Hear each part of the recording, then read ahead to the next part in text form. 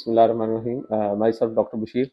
अच्छा, अभी हमने एक ना तकरीबन 55 साल खातून का पित्ते में पथरियाँ थी, उसका लेप्रोस्कोपिक पित्ते का ऑपरेशन किया है।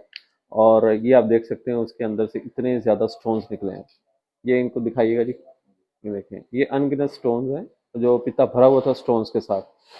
अब सवाल ये पैदा होता है कि कब पित्ते का ऑपरेशन करवाना चाहिए। बहुत सारे हमारे जो पेशेंट्स हैं वो उनकी पित्ते में पथरियां हैं, लेकिन उनको पता भी है, लेकिन उनको वो दर्द नहीं करती।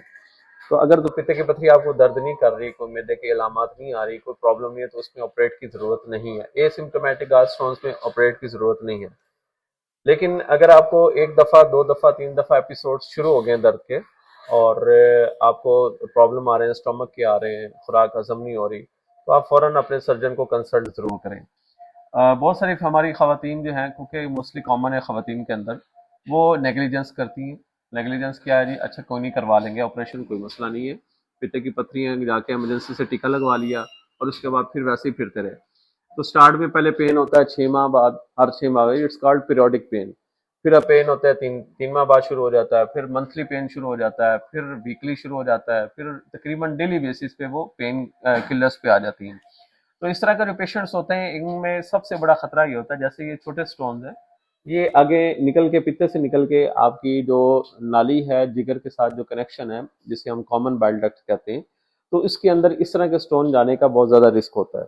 जब स्टोन वहाँ चला जाता है और वहाँ से आगे पास ऑन नहीं होता और स्मॉल इंटेस्टाइन के डुओडेनम में नहीं जाता, तो वहाँ पे क्या होता है, आपका जो बाइल बन रही है, जो जिगर रतुकते पैदा कर रहा है, वो वापस जाना शुरू हो जाता है जिगर के अंदर। उसमें हाइपर बिलिरुबिनीमिया हो जाता है, अल्कलाइन फॉस्फेटेज बढ़ना शुरू हो जाते हैं और पेशेंट को जॉन्डिस हो जाता है।